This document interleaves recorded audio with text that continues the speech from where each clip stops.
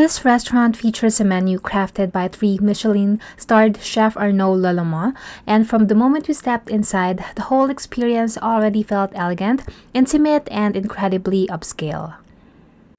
I really loved the lighting, the atmosphere, and the attention to detail. Once seated, our server welcomed us and walked us through the menu. He was amazing throughout the entire experience and really made lunch feel personal and special. For the menu, I went with the passion tasting menu, while my partner chose the collection menu. I picked the passion menu because it was more seafood focused, and I was really excited to try elevated seafood dishes prepared in a fine dining style. And before the main courses even started, we were served complimentary canapés, which are basically elegant little bites meant to start the meal. We had these falafel bites along with these herb and vegetable bites topped with beet cream. I personally liked the vegetable bite more because it tasted really refreshing and light. The falafel was also good. It had, of course, Indian flavor but with lemon curd on top. Shortly after, the sommelier came to introduce the evening's champagne offerings, which included names like Dom Perignon and Krug. The sommelier was honestly amazing and even shared his personal favorite among the selections. The champagne by the glass ranged from around $35 to over $100 depending on the pour. I originally wanted to try Dom Perignon, but I ended up choosing the rosé option instead since it was more affordable. And I'm personally not a huge champagne person, so for me it was just okay, but I still enjoyed trying something new as part of the experience. Then came the bread service, and honestly, this bread alone deserves its own moment. It was a warm sourdough bread served with French butter and salt on the side. We were told that the dough was actually prepared and partially baked in France before being finished fresh in the Enchanté kitchen on board. And look at this tiny salt container. This is so cute. And of course, the bread was incredible. It's soft, warm, slightly tangy from the sourdough, and perfectly paired with the rich butter. Next was the amuse-bouche. This was pickled radish stuffed with vegetables served with vegetable puree and dashi sauce. I really enjoyed this because it tasted super fresh and had so many different textures in one bite. Then, we officially started the tasting menu with my first seafood course, and honestly one of my favorite dishes of the entire meal. We were served 2 scallop preparations featuring Hawaiian scallops prepared in completely different ways.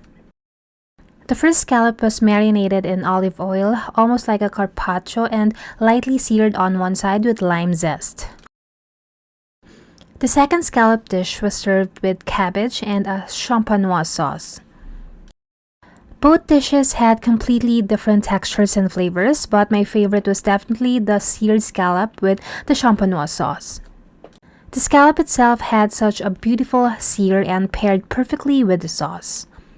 And the sauce honestly reminded me of shrimp paste flavors we have in the Philippines, which is probably why I loved it so much. It had this rich umami flavor with almost an Asian-inspired taste profile. The other scallop dish was also really good, but the texture surprised me. It was slightly chewy, almost similar to the texture of a rice cake, and the flavor was much lighter and more delicate. It genuinely tasted like taking a bite out of the ocean. Meanwhile, for the collection menu, my partner was served this langoustine foam dish on top of a crispy wonton with kimchi salad inside. Then came a langoustine course, which became my other favorite dish of the meal. This dish had ponzu gel on top with ponzu sauce, pickles, and the radish on the side. I love ponzu sauce, so this dish was automatically a win for me. The sauce was tangy, bright, and acidic in the best way possible. The langoustine itself tasted incredibly fresh with a beautiful sear, and the crunchy radish added such a nice texture to the dish. For the collection menu, another course featured smoked haddock with potato sauce, cream, and caviar. Then came this lobster dish, which actually has a really special story behind it.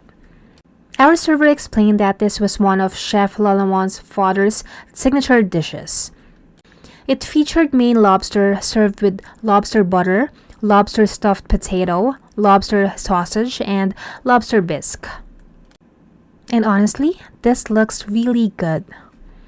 Next for me was the Dover sole. This was poached and lightly seared, then served with a French vermouth butter sauce. This dish was extremely delicate, not fishy at all, incredibly soft, and it practically melted in your mouth. Compared to the earlier seafood dishes, the flavor profile was simpler and more subtle, but it was executed beautifully. Then came the dish I was honestly the most nervous about trying. It's the pigeon pie. When I first saw this on the menu, I genuinely didn't know how I was going to feel about it because I had never tried pigeon before. Our server explained that this was the last recipe Chef Lallement and his father created together, which made the dish feel even more meaningful. The pie was made with puff pastry layered with spinach, sun-dried tomatoes, pancetta, foie gras, and pigeon. It was also served with lettuce cream and a side of pigeon sausage with tzatziki sauce. The pigeon meat by itself definitely tasted unusual to me and had a distinct aftertaste. But when eaten together with a buttery puff pastry and sauces, it actually became really delicious. And this is probably not something I would ever order on my own, but I'm genuinely glad I tried it. After all those savory courses, it was finally time for the cheese platter. We were served 5 different cheeses, including mimolette, comté, brie-style sheep's milk cheese, goat cheese, and blue cheese, along with fruits and honey. My favorite was definitely the goat cheese. It was creamy, buttery, and honestly tasted like an elevated version of cream cheese. I ended up eating all of it with even more sourdough bread. And the honey was amazing. It tasted really fresh and perfectly balanced in sweetness. I usually love blue cheese, but this particular one was a little too strong and intense for me personally. And surprisingly, the brie-style cheese was even stronger smelling than the blue cheese.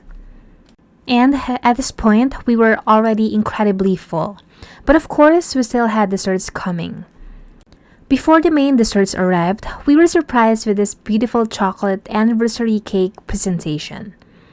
It was enclosed in this elegant egg-shaped container and had "Happy Anniversary" written on it. Unfortunately, I didn't capture it properly on camera, but it was such a thoughtful touch. Then came something I didn't even know was a thing. A dessert appetizer. These sweet bites were presented inside this gorgeous little box, and each one looked almost too cute to eat.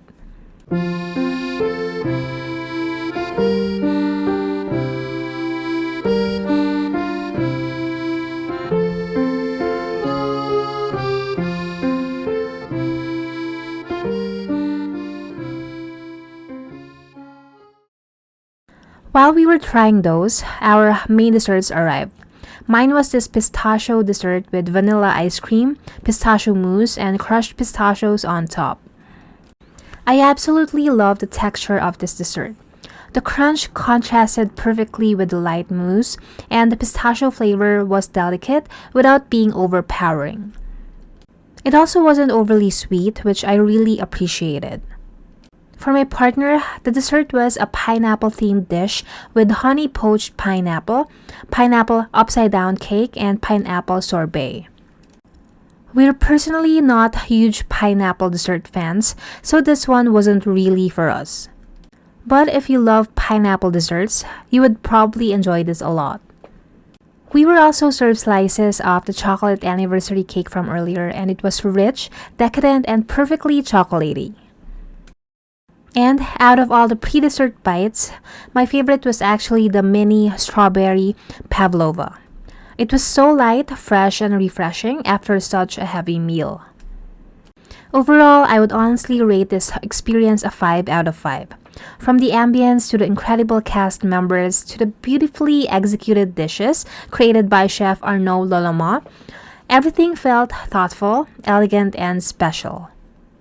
This was easily the best meal we had during the cruise, and if you're celebrating something special on board, I genuinely think this experience is worth the splurge.